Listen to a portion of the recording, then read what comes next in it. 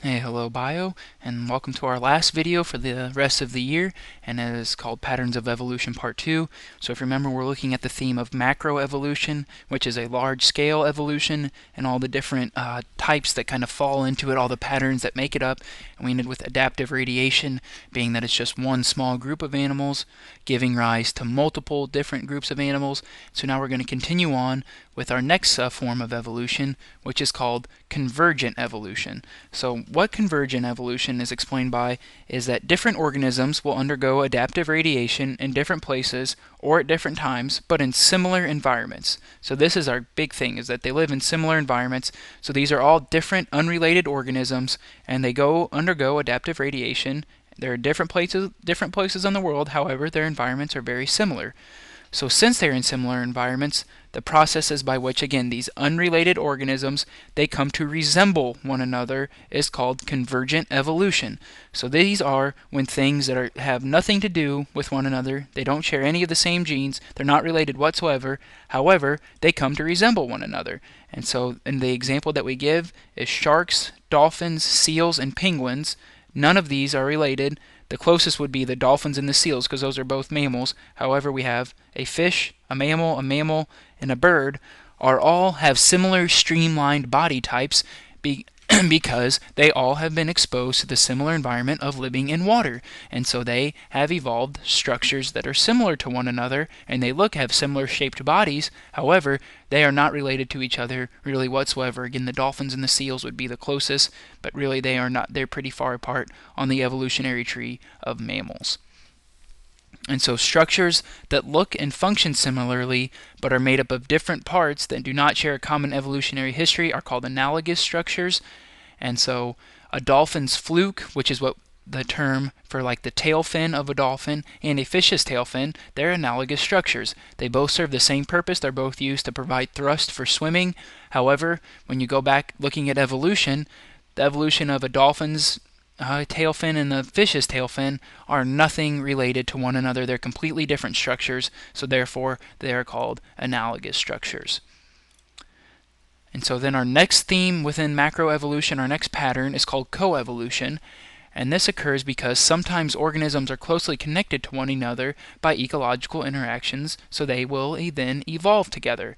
So the process by which two species evolve in response to changes in each other over time is called coevolution. So one really good example of this is there's a lot of flowers and insects. So there's some flowers that have their pollen is really far, or their nectar and their pollen is really far down in a really long tube.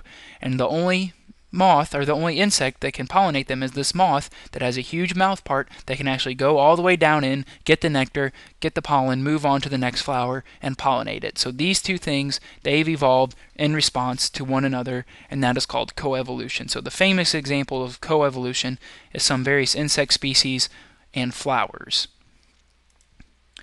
And then our next thing, probably one of our last ones here, for macroevolution is called punctuated equilibrium.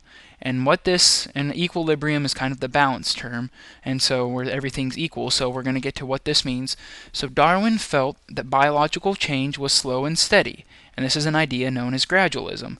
So Darwin thought that things occurred very slowly. And so the concept of punctuated equilibrium has generated debate, and it's still very controversial among some biologists today. So since Darwin kind of had this idea, skipped one. Forget that I just said that. So punctuated equilibrium is a pattern of evolution in which long stable periods are interrupted by brief periods of more rapid change. So what we look at here is we have our ancestor of our horse down here. It stays the same for a really long time. There's a couple offshoots.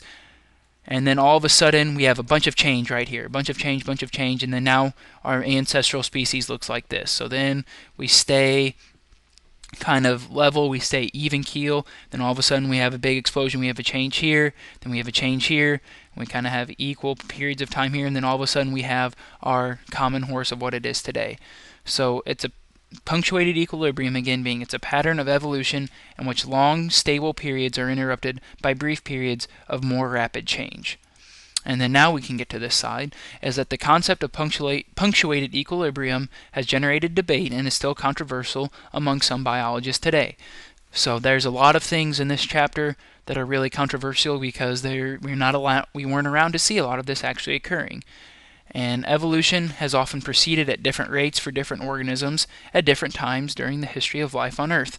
So this is kind of one that gives support to that because even though these long changes are these long periods of staying the same can be interrupted by rapid change, could be different for each individual organism.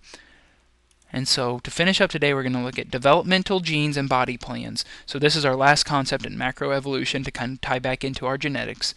So it is suspected that changes in genes for growth and differentiation just simply means to have a different task to get kind of specialized, I guess, during embryological development could produce changes in shape and body size. And so small changes in the activity of control genes can affect many other genes to produce large changes in adult animals.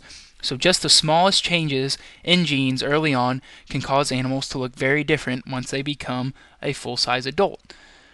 And kind of one example would be our ancient insects. We can see that they have many segments and many wings. So over time, through evolution, through the genes changing, we have, instead of multiple wings now, we have our genes changed. This one only has one pair of wings and two pair of wings. So that's what most of our modern insects have looked like.